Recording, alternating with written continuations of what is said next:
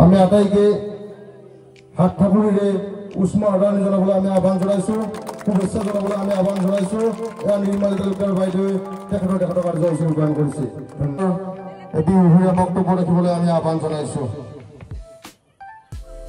আমি অসমীয়াখিনিয়ে আমাৰ বিহুক প্ৰাধান্য দিয়াৰ যথেষ্ট গুৰুত্বপূৰ্ণ সময় আহি পৰিছে কাৰণ ক'বলৈ বেয়া পাইছোঁ কিন্তু কম মই যোৱা পৰহিও এটা লিখিছিলোঁ ছ'চিয়েল মিডিয়াত আমি বিহুৱান বুলি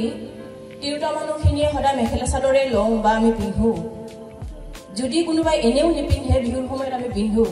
কিন্তু পুৰুষসকলক মই খুব কম দেখা পাইছোঁ ধুতি পিন্ধা ধুতি আমাৰ অসমীয়া বস্ত্ৰ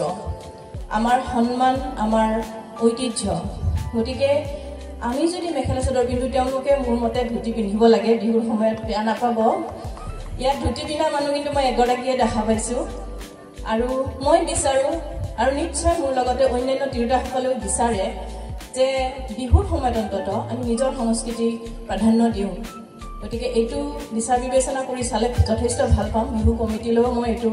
অনুৰোধ থাকিলে যাতে ভৱিষ্যতে ইয়ালৈ আহিলে সকলোকে ধুতি পিন্ধা অৱস্থাত দেখা পাওঁ বেয়া নাপাব গতিকে বিহুৰ আকৌ পুনৰবাৰ আন্তৰিক শুভেচ্ছা জনাইছোঁ সকলোলৈকে আৰু নৈপৰীয়া বিহু সমিতিয়ে যাতে ইয়াতকৈ আৰু ভাল অনুষ্ঠান পাতিব পাৰে সেইটোৱে বিচাৰোঁ আৰু এয়া গছৰ তলৰ বিহু দেখি আৰু ভাল লাগিছে মঞ্চ বিহুখন ইমান এটা ভাল নালাগে গছৰ তলৰ বিহু বেছি ভাল লাগে গতিকে আয়োজক সমিতিক ধন্যবাদ জনাই মোৰ বক্তব্য সামৰণি মাৰিছোঁ ধন্যবাদ